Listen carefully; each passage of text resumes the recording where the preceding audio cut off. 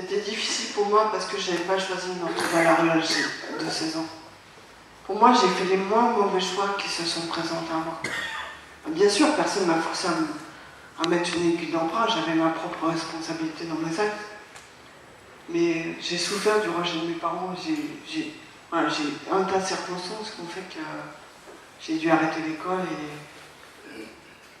et que je me suis retrouvée dans la cave. Donc pour moi, j'étais une victime en fait. Mais il y avait quand même des choses dans ma vie dont je n'étais pas très fière.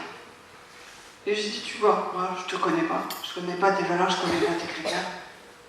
Mais je peux peut-être reconnaître que pour toi, à tes yeux, je suis pas si bien que ça.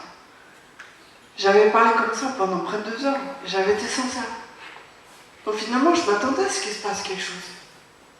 Je sais pas, je vais pas vous dire que je m'attendais à ce que des anges apparaissent, j'en sais rien, mais je m'attendais à ce qu'il se passe quelque chose. Il se passait rien. Donc il y avait une partie de moi qui était soulagée, et une partie de moi qui était frustrée aussi. Et là, j'ai dit, bon alors, t'existes pas, on est d'accord? Une fois, 2 fois, 2 fois et demi, 3 fois, c'est ton dernier mot? Ok, donc j'ai raison, t'existes pas. Ah, et donc là, un peu soulagée, et puis je voulais fêter la bonne nouvelle que tu n'existais pas. Donc j'ai attrapé mon sachet d'air, mon argent. Et à ce moment-là, je ne sais pas ce qui m'a pris. Mais j'ai fait le meilleur deal de toute ma vie. J'ai dit, tu vois, j'ai commencé à fumer à 12 ans, 13 ans. J'ai pris toutes sortes de drogues dans ma vie.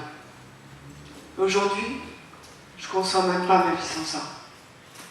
Je ne peux pas rester une journée sans prendre quelque chose.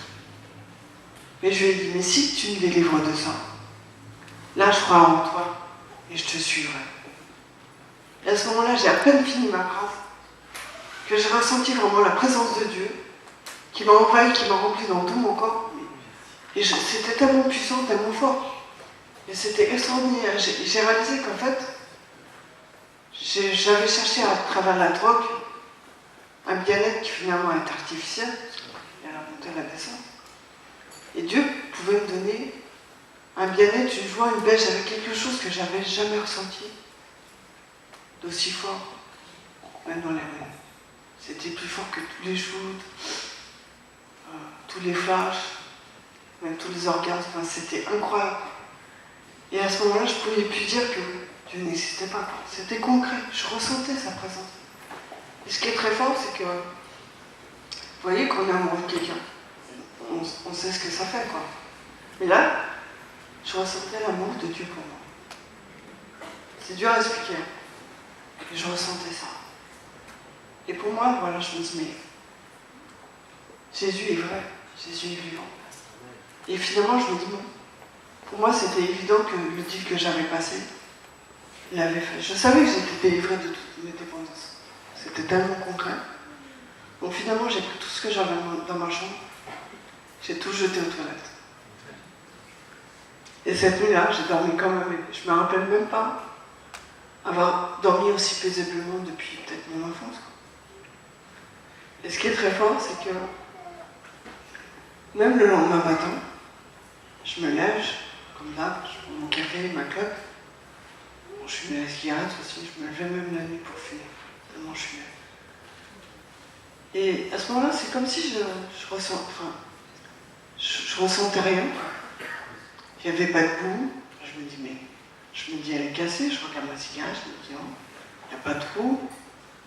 Et là, je réalise que jusqu'à la cigarette, j'avais été totalement délivrée. J'ai pris mon paquet, j'ai jeté à la poubelle. Et vraiment, j'ai été délivrée de tout. Sans effet de mort. Même la cigarette, je n'avais jamais réussi à décrocher. Et vraiment, à partir de ce jour-là, ma vie a changé. A totalement changé. Ah, bien sûr, je ne connaissais rien. Je ne connaissais pas... Mais je savais que c'était Jésus. Et c'est là qu'après, j'ai commencé à prendre une Bible et à lire des évangiles. Et quand j'ai vu les miracles que Jésus faisait dans son temps, Là, bon, je critiquais, je disais, ouais, ton vieux bouquin à la Bible, tu peux pas reprendre ça. Là, j'ai vu que les miracles qu'il faisait de son temps, il avait fait concrètement dans ma vie aujourd'hui. En tout cas, voilà, c'est mon histoire. J'espère que ça vous encourage, mais ce que je veux vous partager surtout, c'est que Dieu est capable de faire au-delà même de ce que tout humainement on peut faire. Moi, je vous dis, si je n'avais pas rencontré Jésus, je ne serais plus là aujourd'hui. Parce que des cures, j'en ai fait, des traitements, j'en ai pris. J'ai jamais pu décrocher. Et en tout cas, ce qu'il a fait pour moi, je sais qu'il peut le faire pour vous. On soit bénis.